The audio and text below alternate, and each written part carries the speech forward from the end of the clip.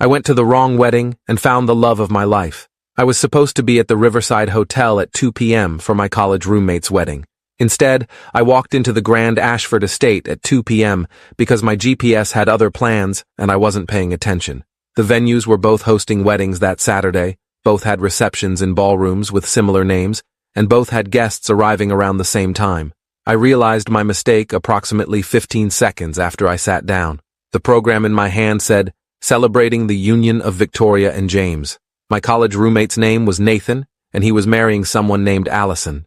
I looked around the room, not recognizing a single face. The smart thing would have been to stand up immediately, apologize quietly, and leave. Instead, I froze. An older woman in a lavender dress sat down next to me and smiled.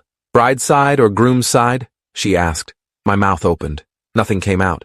Then somehow I heard myself say, "Groom's side, old friend from work." The lie came out so smoothly I almost believed it myself. Why did I lie?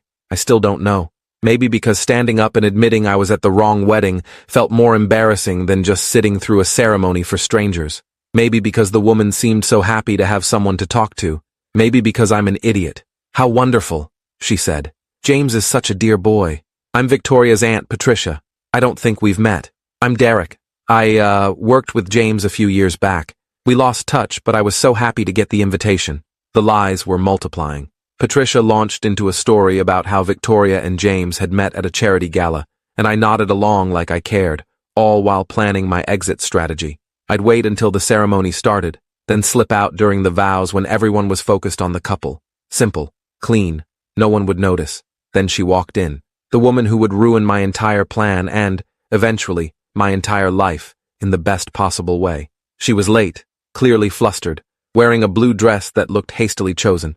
Her dark hair was pulled back in a way that suggested she'd done it in the car. She scanned the room frantically, looking for an open seat, and her eyes landed on the empty chair on the other side of me. She hurried over and sat down just as the music started. "Thank you," she whispered. "This day has been a disaster." I nodded, trying to look sympathetic while also trying to figure out if she was actually supposed to be at this wedding, or if she was another lost soul like me. Patricia leaned forward and smiled at her. "Hello, dear. I'm Patricia, Victoria's aunt. Are you with the bride or groom?"